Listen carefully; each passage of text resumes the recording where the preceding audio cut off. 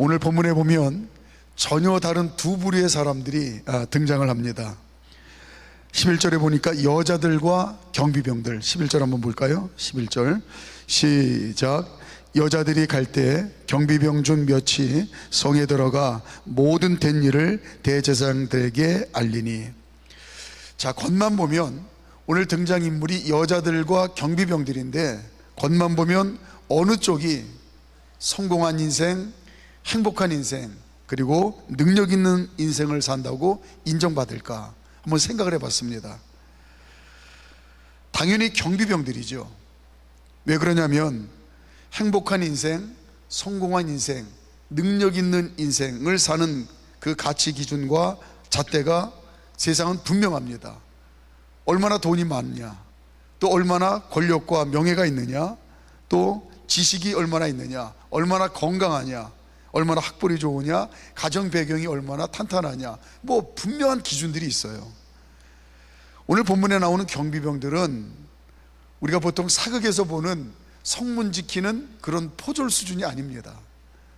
이스라엘 종교 지도자들이 오늘 로마 총독 빌라도와 이제 결탁을 해서 예수님을 죽이는데 성공을 했습니다. 자, 그런데 이들에게는 예수님을 죽이긴 했는데 뭔가 미심쩍은 게 있어요.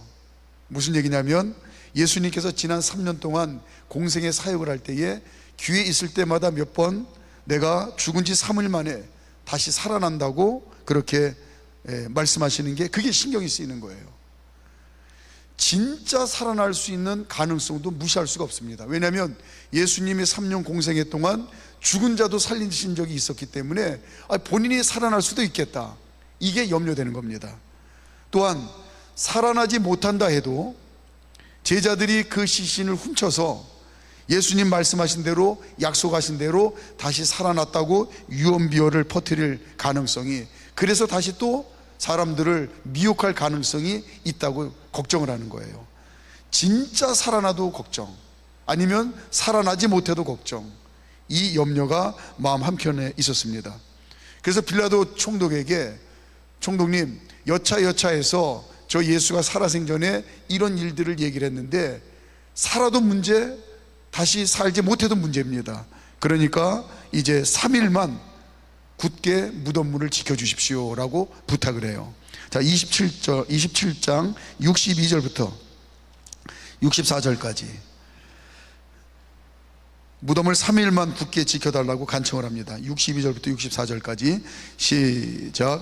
그 이튿날 준비일 다음 날이라 대제사장들과 바리새인들이 함께 빌라도에게 모여 이르되, 주여, 저 속이던 자가 살아있을 때에 말하되 내가 사흘 뒤에 다시 살아나리라는 것을 우리가 기억하노니, 그러므로 명령하여 그 무덤을 사흘까지 굳게 지키게 하소서.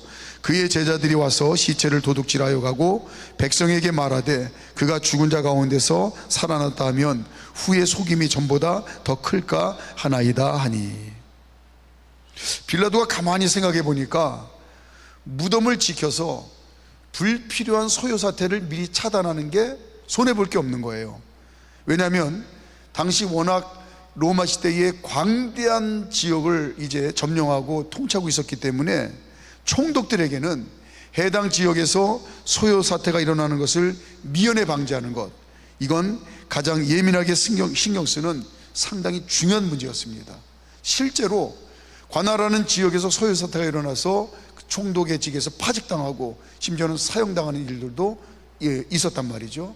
그러니까 소요 사태를 미리 미연에 방지하는 것 나쁠 거 없다, 이렇게 생각해서 빌라도 총독이 자신이 거느리고 있는 군인들 중에 최정의 요원들을 파송해서 보냅니다. 65절 시작.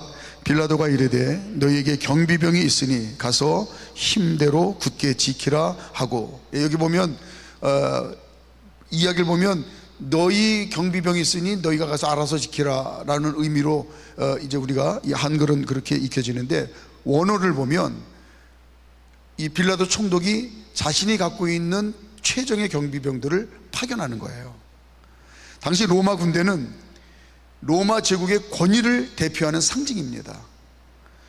유럽 지역, 터키를 포함한 서남아시아 지역, 아프리카 지역 전역을 일대를 관할하는 이 광대한 제국을 만들었는데, 그 힘이 어디서 나왔느냐? 로마 군대의 그 깃발 아래 다 무릎을 꿇은 겁니다. 유럽 전역과 또 터키를 포함해서 이 서남아시아 지역, 아프리카의 광활한 지역이 로마 군대의 그 무시무시한 깃발 아래 굴복한 거예요. 그러므로 이 로마 제국의 상징인 로마 군대의 군인들은 로마 시민권을 갖고 있었고, 그리고 상당한 지위와 영향력이 있는 그런 사람들이었습니다.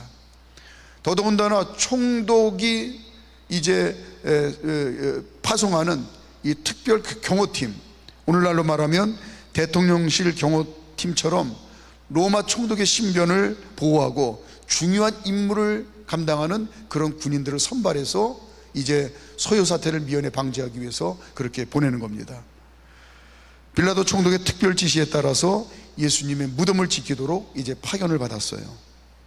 이들의 위세가 얼마나 대단했겠습니까? 누가 봐도 저 정도의 위세면, 그리고 로마 제국의 군인 아니에요. 또 특별한 지위를 부여받은 그런 경호팀들 아니에요. 누가 봐도 이 정도의 위세면 행복한 인생, 성공한 인생, 능력 있는 인생을 사는 사람들이라고 부러워할 만합니다. 반면에 오늘 여인들이 있었죠. 누가 봐도 가장 별 볼 일 없는 인생들이에요.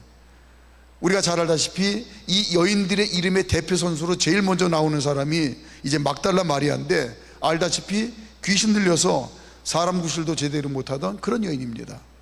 그것도 7 귀신이 들려서 완전히 폐인처럼 살던 비참한 인생이었어요. 누가복음 8장 2절 시작. 또한 악귀를 쫓아내심과 병고침을 받은 어떤 여자들 곧 7 귀신이 나간 자 막달라인이라 하는 마리아와 또 다른 여인은 간음하다가 사람들에게 붙잡혀서 돌에 맞아 죽을 뻔한 것을 예수님께서 구해준 그런 여인도 있어요. 또 창녀 생활을 하다가 예수님께 은혜 받고 옛 생활을 청산하고 예수님을 따라다니는 여인도 있습니다. 가난하고 병들어서 멸시천대 받으며 살다가 예수님께 고침받고 새 삶을 살게 된 여인들이 대부분입니다. 오늘날로 표현을 하자면 인생 재활용 센터에 모아놓은 그런 인생들로 가득 차 있어요. 이들은 성공한 인생, 행복한 인생, 능력 있는 인생이라는 말과는 전혀 어울리지 않는 그런 여인들입니다. 오늘 본문에 기록된 성경 말씀은 이 여인들과 경비병들 중에 누구의 인생이 진정으로 성공한 인생, 행복한 인생, 능력 있는 인생인가를 설명해 주고 있어요. 이 여인들과 경비병들 중에 과연 누가 진정으로 성공한 인생, 행복한 인생, 능력 있는 인생을 살았는가를 보려면 첫째, 누구를 찾아가서 말하는가를 보면 된다. 이게 첫 번째 힌트입니다. 누구를 찾아가서 말하는가. 여자들과 경비병들은 똑같은 일을 보고 경험했어요. 우리가 알다시피 십자가에서 처참하게 죽으신 예수님께서 무덤에 장사되었다가 3일 만에 부활하신 것을 똑같이 체험을 합니다. 똑같이 봤어요, 여인들과 경비병들이. 그런데 똑같은 일을 보고 체험한 이들이 서로 다른 사람들을 찾아가서 말합니다. 먼저 이 여자들은 제자들을 찾아가죠. 제자들을 찾아가서 본 그대로를 말해요. 누가복음 24장 10절 시작. 이 여자들은 막달라 마리아와 요한나와 야고보의 모친 마리아라 또 그들과 함께한 다른 여자들도 이것을 사도들에게 알리니라. 여자들의 말을 처음 듣고 처음에는 도저히 믿지 못하던 제자들이 빈 무덤을 가서 봐요. 확인하고 부활하신 예수님에 대한 믿음을 갖게 됩니다.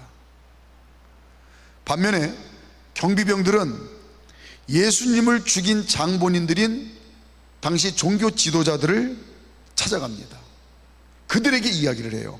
11절 말씀 11절 자, 오늘 본문이죠. 시작. 여자들이 갈 때 경비병 중 몇이 성에 들어가 모든 된 일을 대제사장들에게 알리니, 여자들은 사도들에게 갔고 이 경비병들은 종교 지도자들에게 갔어요.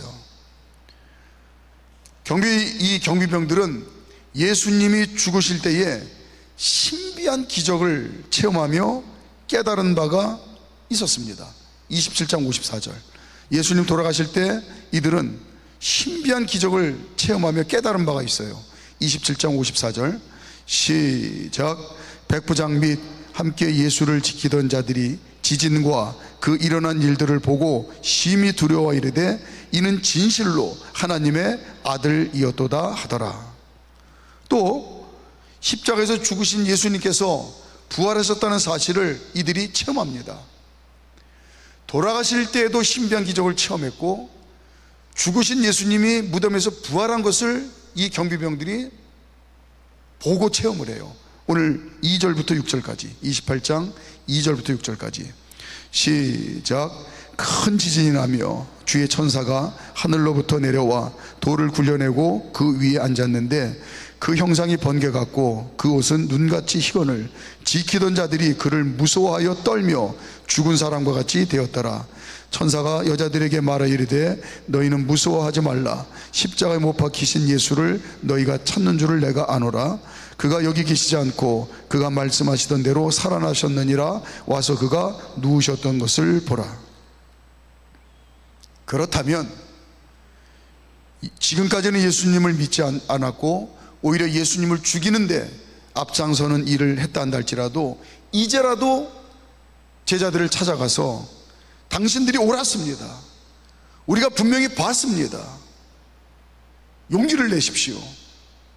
당신들이 믿고 따랐던 그분은 분명 하나님의 아들이고 죽음을 이기고 부활하셨습니다. 우리가 보고 체험했습니다. 이렇게 제자들을 찾아가서 본 그대로 얘기했어야 됩니다. 그러나 이들은 예수님의 부활을 확실히 체험하고도 오히려 예수님을 죽인 이스라엘 종교 지도자들을 찾아가서 그들에게 말을 해요.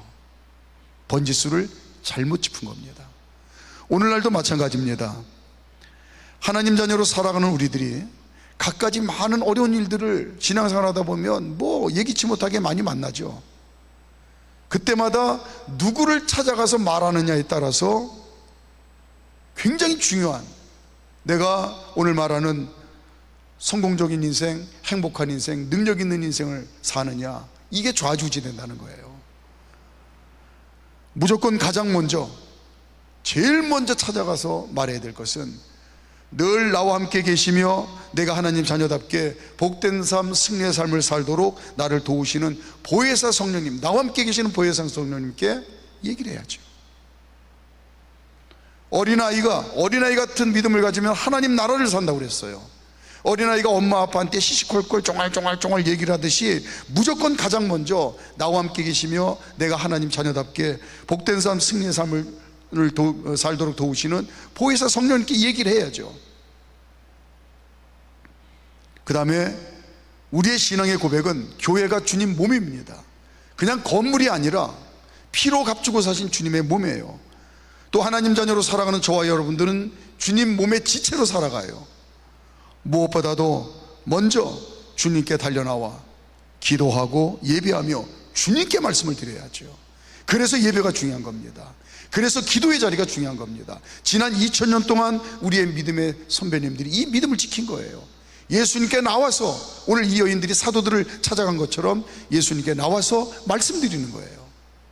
또한 영적인 지도자인 목사님, 장로님, 인도자, 속장님, 선교회장님, 각 부장들 중에서 끝까지 비밀을 지켜줄 줄 알고 내 일처럼 함께 울고 아파하며 기도해 줄 수 있는 분들에게 말씀드리고 중보 기도를 요청하는 게, 그게 믿음의 지혜입니다. 반면에 하나님 없이 살아가는 세상 사람들은 엉뚱한 곳에 가서 이야기를 하죠. 번지수를 잘못 짚고 사는 거예요. 그게 믿음으로 사는 하나님 자녀들과 하나님 없이 사는 세상 사람들과의 차이점입니다. 제일 흔한 게 뭐예요? 친한 사람 찾아가서 하소연하며 수다 떱니다. 밑 빠진 독에 물 붓는 거예요. 쓸데없어, 소용없습니다. 또 술이나 오락이나 취미, 심지어 마약 등을 의지하며 잊어버리려고 합니다. 더 인생이 망가지죠. 귀신을 찾아가서 귀신 앞에 굽신거리며 하소연하는 사람들도 있습니다. 한심한 거죠. 이렇게 잘못 찾아가서 말하는 것이 당장은 진통제 맞는 것처럼 당장은 위안이 될 수 있습니다. 그러나 바닷물 퍼마시는 것처럼 돌아서면 더 갈증나고 더 깊은 늪으로 빠지게 돼요. 하나님 자녀로 살아가는 저와 여러분들이 과연 내가 성공적인 삶, 행복한 인생, 그리고 능력 있는 인생을 살아가고 있는지 우리 스스로를 돌아볼 때 내가 과연 누구에게 말하는가? 하나님 자녀답게 내가 무조건 성령님께 이야기하고 주님께 달려가서 예배드리며 기도하며 주님께 얘기하고 또 영적인 지도자들에게 비밀을 지켜줄 줄 알고 함께 울며 가슴 아파하며 중보게 될 수 있는 그분들에게 기도의 제목을 나누고 내가 이야기하는가 살펴봐야 된다는 거예요. 두 번째는 과연 성공적인 삶, 행복한 인생, 능력 있는 인생을 살기 위해서 무슨 일이 일어나고 있는가를 보면 된다는 겁니다. 무슨 일이 일어나고 있는가? 내가 가서 말함으로 인하여 무슨 일이 일어나고 있는가? 여자들이 제자들을 찾아가서 부활하신 예수님에 대하여 복음 들은 그대로 말을 합니다. 당시 제자들의 상황을 우리는 너무나 잘 알죠. 패배감과 절망의 깊은 늪에 빠져 있습니다. 아, 이제 인생 다 끝났구나. 우리의 희망은 다 끝났구나.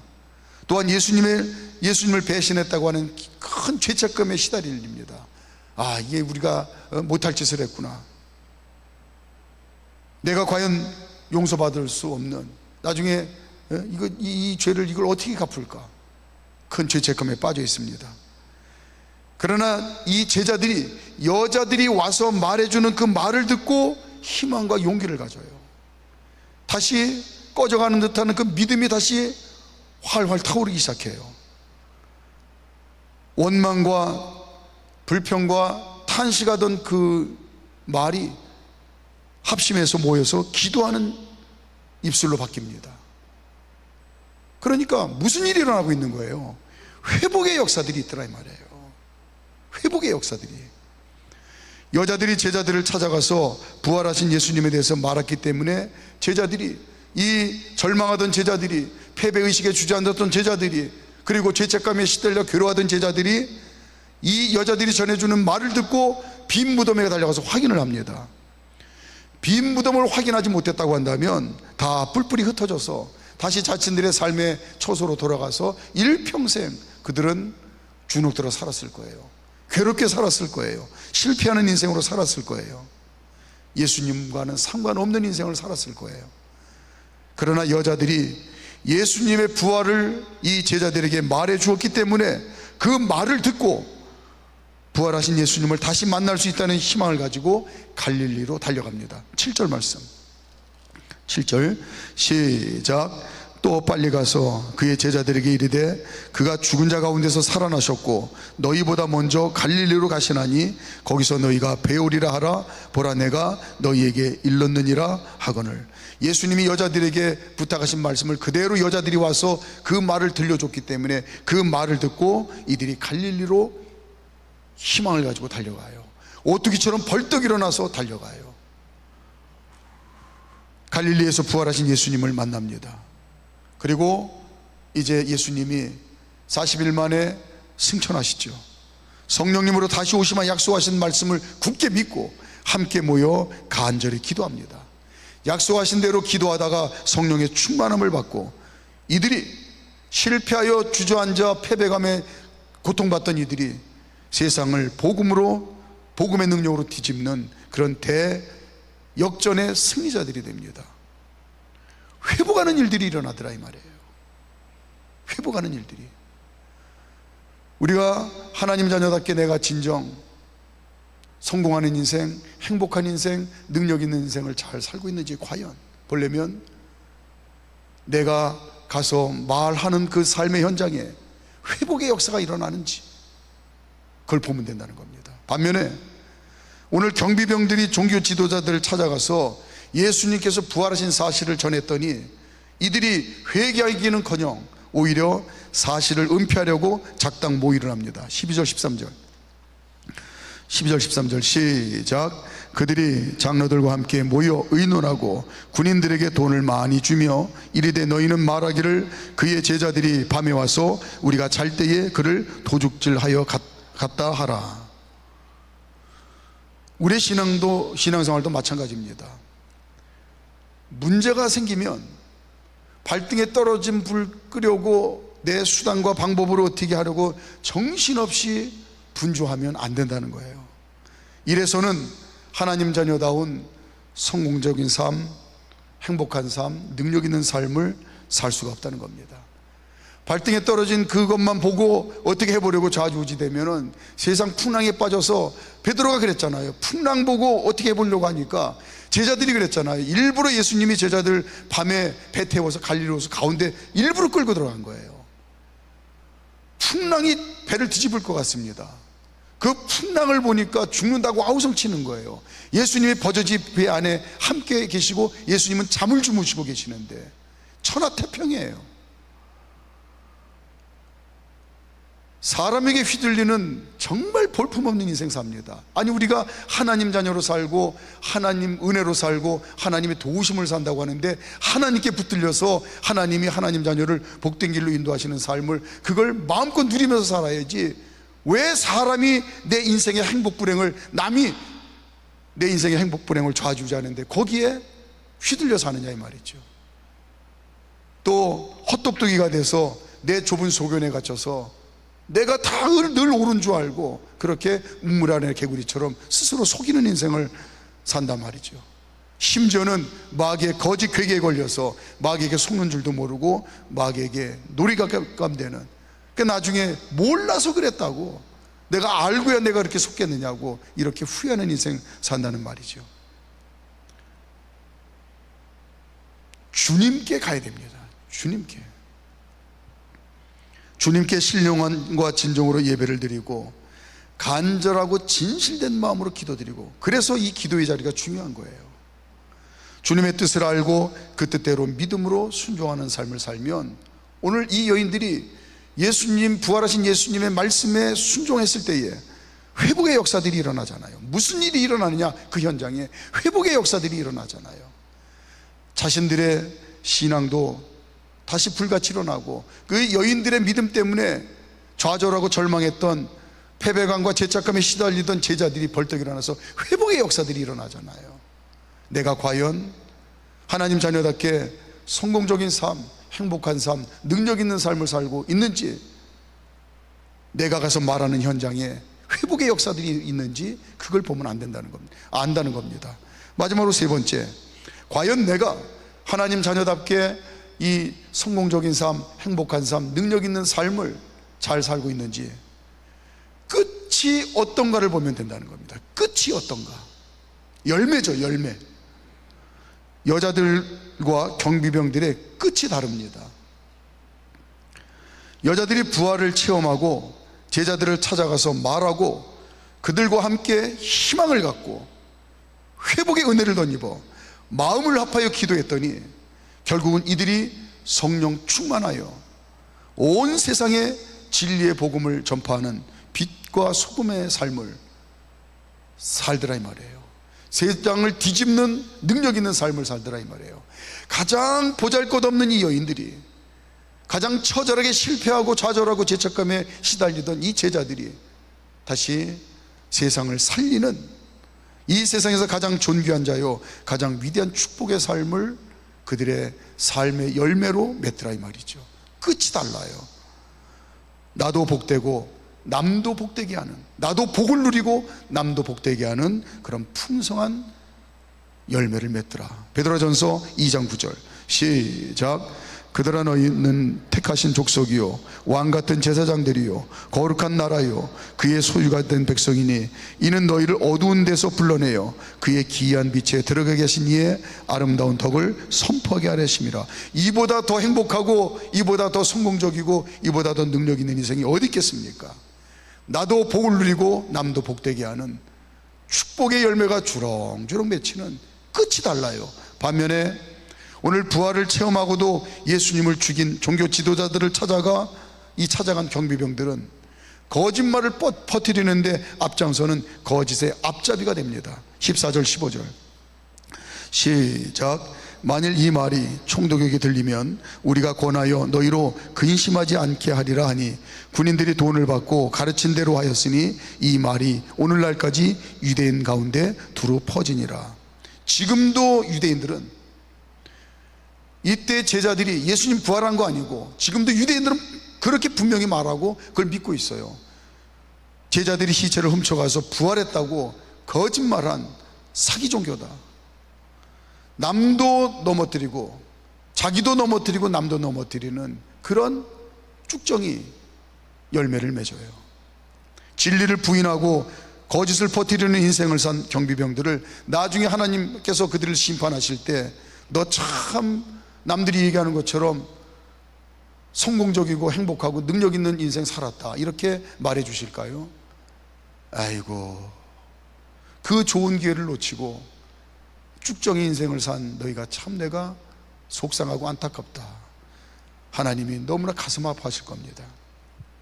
오늘 여자들과 경비병들은 그 인생의 열매가 다릅니다. 여자들은 자신들도 복을 누리고 다른 사람들도 복되게 하는 축복의 열매가 주렁주렁 맺는, 끝이 그래요. 오늘 이 경비병들은 자신들의 인생도 쭉정이고 남의 인생도 쭉정이 되게 만드는 그런 끝이 달라요. 말씀을 정리합니다. 찬양단 준비해 주시고요. 하나님 아버지께서는 하나님 자녀들이 그 어떤 상황 속에서도 성공적인 인생, 행복한 인생, 승리한 인생을 마음껏 누리며 살기를 원하시고 또 도우십니다. 오늘 그렇게 기도해 보죠. 어렵고 힘들 때 누구를 내가 찾아가고 있는가? 무슨 일이 내 신앙의 삶 가운데 일어나고 있는가? 회복인가? 그 끝은 어떤가를 보면 안다고 했습니다. 나도 복을 누리고 남도 복되게 하는 축복의 열매가 주렁주렁 맺히는 그런 신앙의 삶을 잘 살고 있는가? 내 이런 신앙의 삶을 세심히 잘 살펴서 하나님 자녀답게 복된 삶, 승리의 삶을 더 잘 살아보겠습니다. 결단하는 그런 기도 하셨으면 좋겠습니다. 할렐루야. 오늘 종일 여성교회 전 붙이시는 데서 다 계시더니 오늘 또 여기 다 모이셨어요. 제가 보니까 우리 한가위 추석 명절 연휴가 오늘 공휴일이어서 오늘부터 시작되잖아요. 그래서 제가 얼마나 주님 앞에 좀 아까 회개했어요. 하나님, 오늘 금요일에 몇 분이나 오실까요? 그랬더니 20%가 더 많이 오셨어요. 20%가 더 많이 오셔서 너무 감사합니다. 주님의 사랑으로 인사합니다. 할렐루야. 아멘. 오늘 말씀 제목 가운데 여인들과 경비병들 극명한 차이를 보여주고 있는데, 여인들이 참 좋은 역할이어서 참 감사해요. 그만큼 우리 세계 역사 가운데 여인들의 역할은 굉장히 중요합니다. 그래서 지금 오늘 특별 찬양 불러주신 우리 남성교회 너무 찬양 은혜 받았습니다. 우리 주변에 계신 사방에 계신 여성교회 여인들께 덕분입니다, 감사합니다 인사 한번 하시지요. 감사합니다. 오늘 여성교회 너무 애쓰셨어요. 종일 여기 올라오시기 전까지 계속 붙이셨어. 할렐루야. 이런 수고와 헌신 때문에 이번 추석 명절이 모두가 행복했으면 좋겠습니다. 할렐루야. 여러분이 사랑의 메신저가 됐으면 좋겠어요. 그냥 격려하는 말로, 터닥거리는 말로 어떻게 시비 걸까 생각하지 않고 오히려 주저앉은 분이 있으면 이렇게 세워주고. 왜 한가위가 좋은가요? 왜 좋으세요? 결실이 풍성한 계절에 있는 우리 고유의 명절이라 그런 것 같거든요. 거기에서도 또 우리 이 연휴가 시작되면서 여성교회 여인들은 한 짐을 또 집니다. 우리 남성교회 분들과 여성교회 분들의 입장이 굉장히 달라요. 근데 우리 남성교회 분들 사랑하는 아내에게 토닥토닥 위로의 한마디 토닥임 해주실 거죠. 할렐루야. 그래서 모두가 행복한 한가위가 됐으면 좋겠습니다. 어떤 분이 저에게 물어보시더라고요. 목회할 때 언제가 가장 기쁩니까? 이렇게 질문하신 분이 계셨어요. 제가 주저없이 이렇게 얘기했습니다. 기도에 응답받고 고백할 때,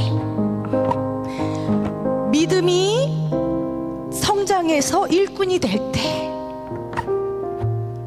저 너무 기쁘더라고요. 우리 주님은 뭐 바라보실 때 말할 것 없겠죠. 여러분, 이 연휴의 시작에 금요 밤기도회를 찾으신 사랑하는 성도님들, 오늘 이 자리가 개천절 맞이 하늘 문이 확 열려서 응답받는 자리 되길 바랍니다. 여러분의 소원의 마음의 기도가 하나님께서, 야, 너 어떻게 안 쉬고 나왔냐, 너 지칠 시간인데, 막 하늘의 응답이 불이 내리는 그 밤이 되길 원합니다.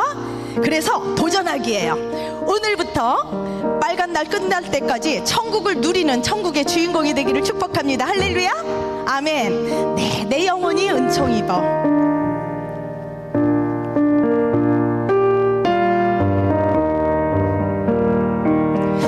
내 영혼이 은총 입어 주한 죄지 벗고 보니 슬픔만이 이 세상도 천국으로 와하도다. 아멘. 할렐루야, 할렐루야. 찬양하세. 내 모든 죄 사함받고 주 예수와 동행하니 그 어디나 하늘나라. 할렐루야, 아멘. 안 되겠어요. 우리 다 일어나세요. 춤추면서 찬양해야 되겠어. 여러분, 하늘나라면 천국입니다. 천국은 어떤 개념이냐? 통치의 개념이에요. 하나님이 임하신 곳, 아멘. 하나님이 다스리시는 곳, 아멘. 내 마음이 천국 되기를 원하십니까? 우리 가정이 천국 되기를 원하십니까? 이번 추석 명절 오고 가는 차 아니 지옥 되면 안 돼요. 차 오고 가는 차 속에서 그냥 막 쌈박질하고 이러면 안 돼. 주여, 하나님 통치하여 주셨어. 하나님의 왕권을 인정해드리고 내 마음이 천국이요, 우리 가정이 천국이요, 나 때문에 모든 가족들이 천국을 누릴 수 있도록 우리 박수하면서 춤추면서 찬양합시다. 네.